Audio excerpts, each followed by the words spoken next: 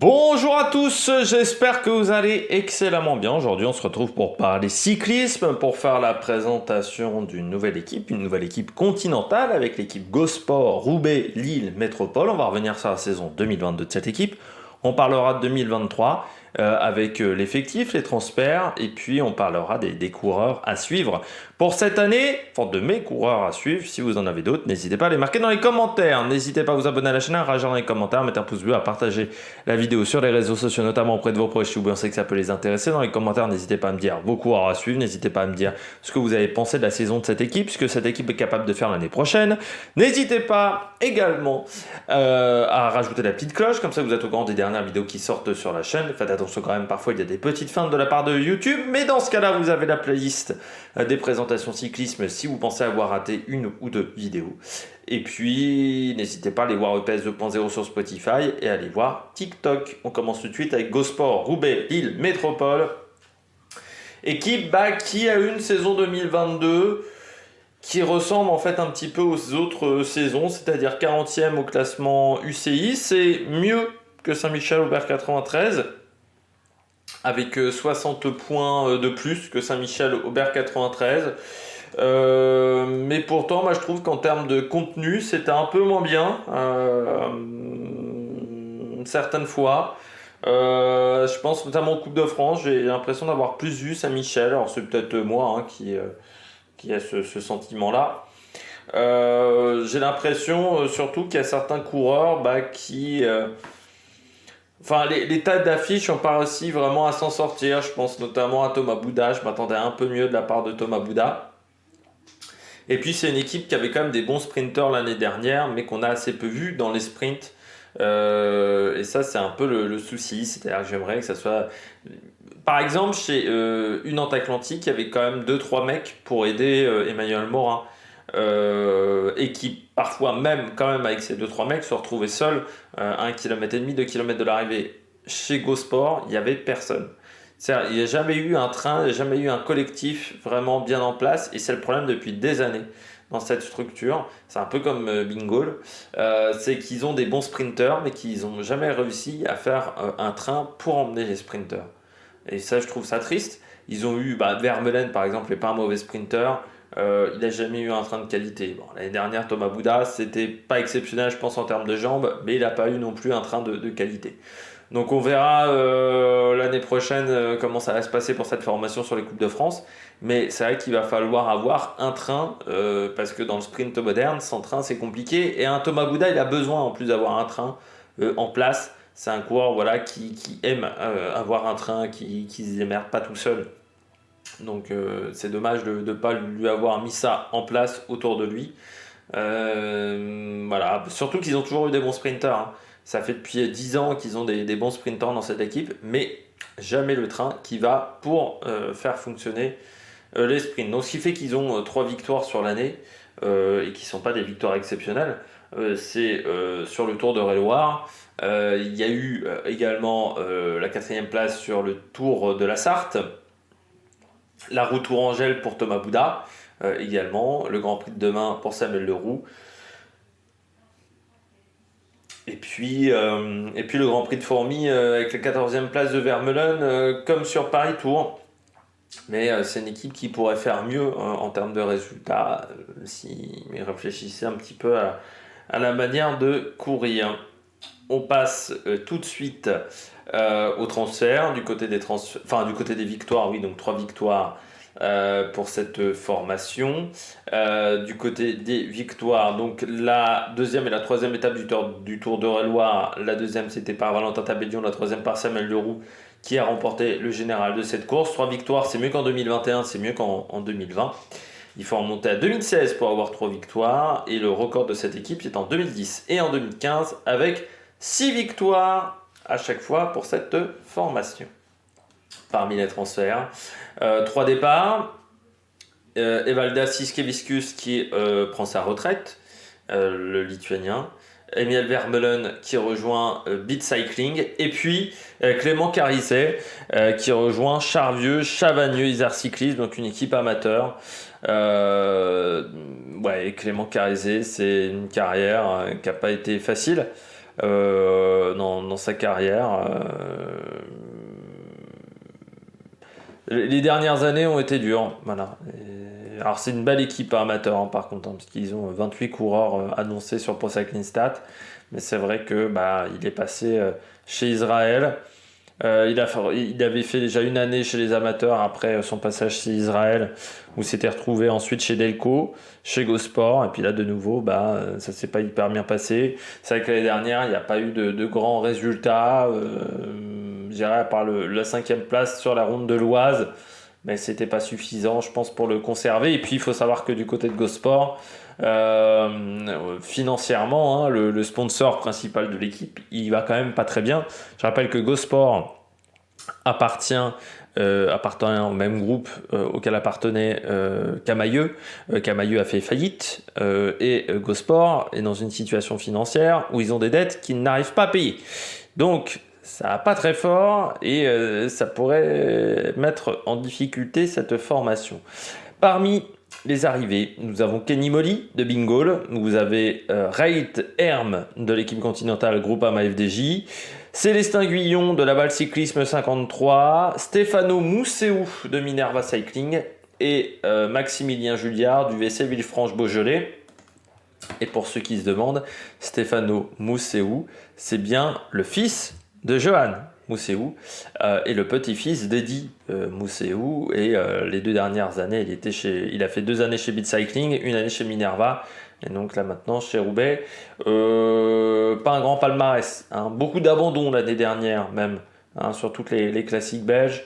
Et c'était pas fifou non plus les années précédentes pour ce coureur qui a eu une grosse coupure entre 2015 et 2019.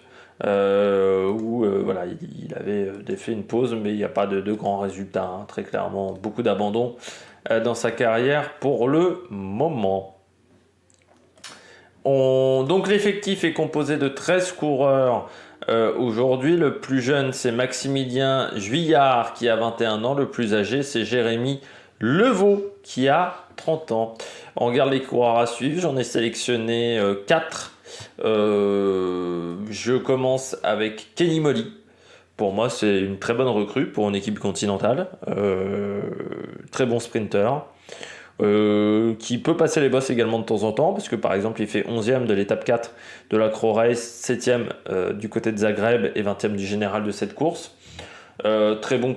Enfin, c'est un coureur qui est capable aussi, je pense, d'être intéressant sur les classiques. Il a notamment fini 12e de la Volta Limbourg classique, donc dans le sprint du peloton, enfin si on pouvait appeler ça un peloton parce que c'était assez compliqué sur cette course.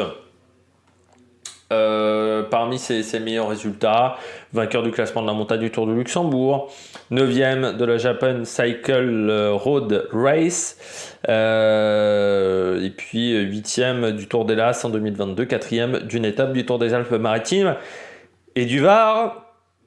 Ça c'était en 2020. Passé par Glenn Constantia, donc de l'équipe la réserve à l'époque de Quick Step. Il a été stagiaire chez Fortunero et puis il est passé chez Aqua Protect, chez Wallonie-Bruxelles ensuite derrière. Bon, voilà. Chez Wallonie-Bruxelles, Aqua Protect. Et donc là, chez Gosport, il redescend en continental. C'est pas une mauvaise chose. Il n'y a pas de victoire, mais je trouve que pour Gosport, c'est un bon recrutement. Et puis, s'il arrive à se relancer, c'est banco pour lui, quoi.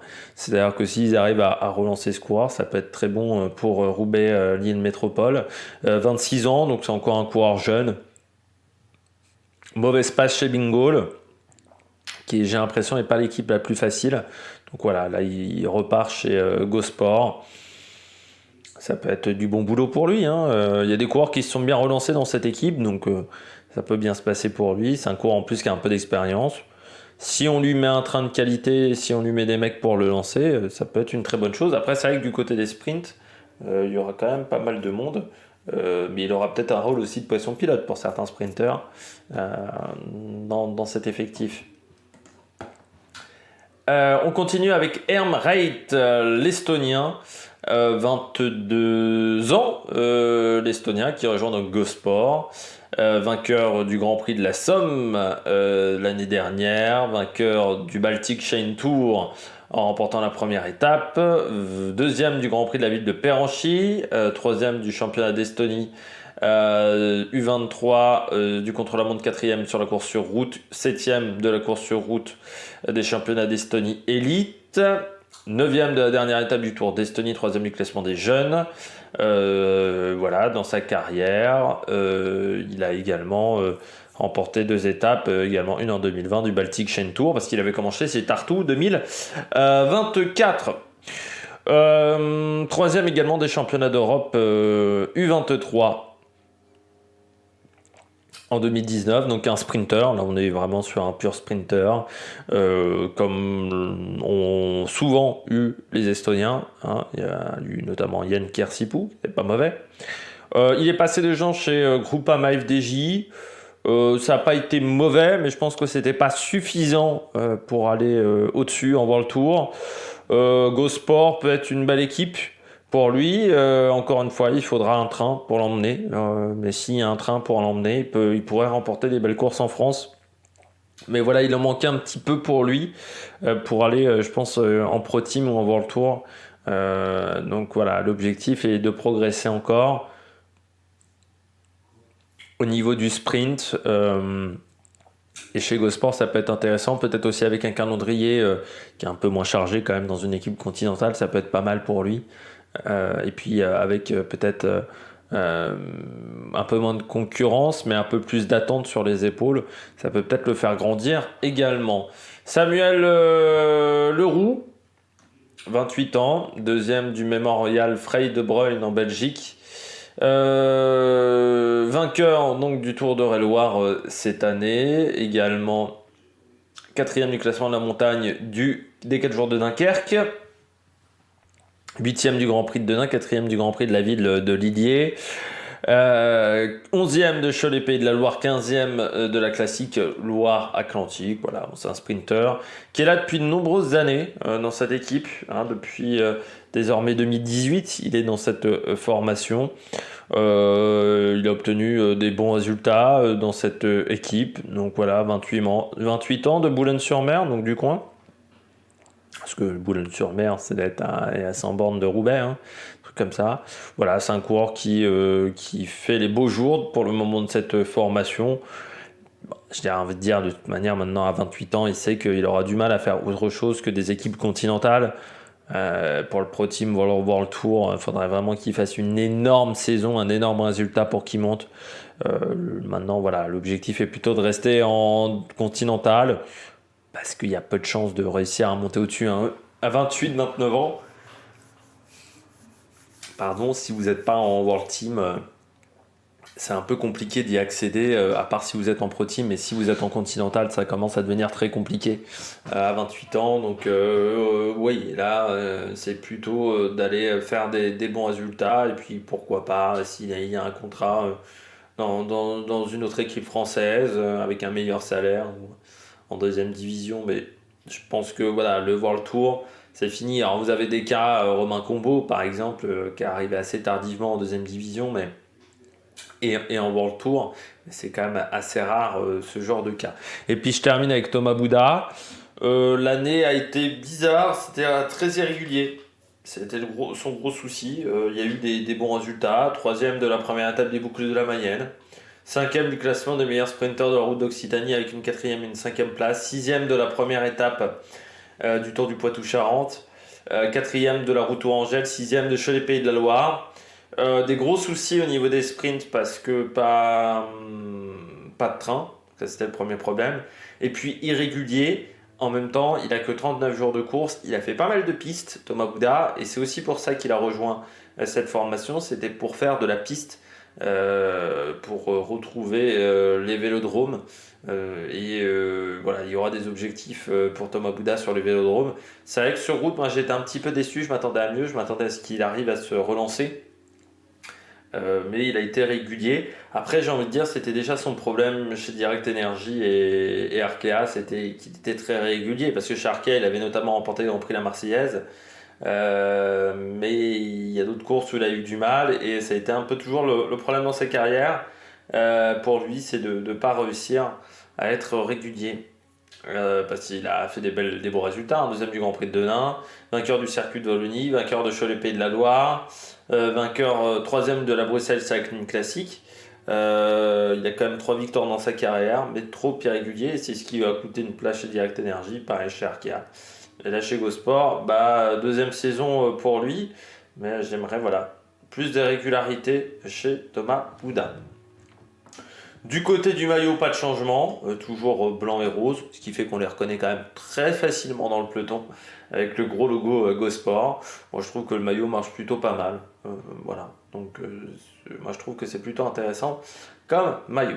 J'espère que vous avez aimé cette vidéo. Si vous avez aimé cette vidéo, n'hésitez pas à vous abonner à la chaîne, à réagir dans les commentaires, à mettre un pouce bleu, à partager la vidéo sur les réseaux sociaux, notamment auprès de vos proches si vous pensez que ça peut les intéresser. Et puis nous on se retrouve pour de nouvelles aventures sur la Maillot Production. Ciao ciao!